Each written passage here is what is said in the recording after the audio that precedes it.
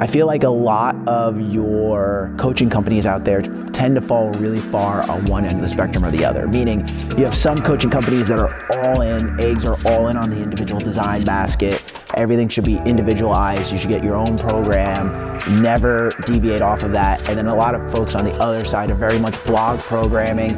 We write the program for the masses. Everyone kind of does the same thing, maybe scale. So it's glorified class, but just maybe longer and more in depth.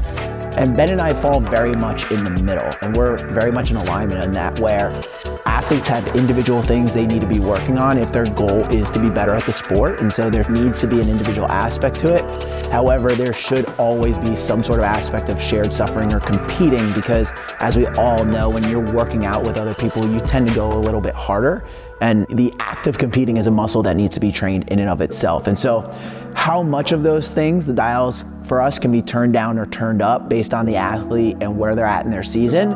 But I think because we don't subscribe wholly to one side or the other, it actually allows our athletes to get the best results.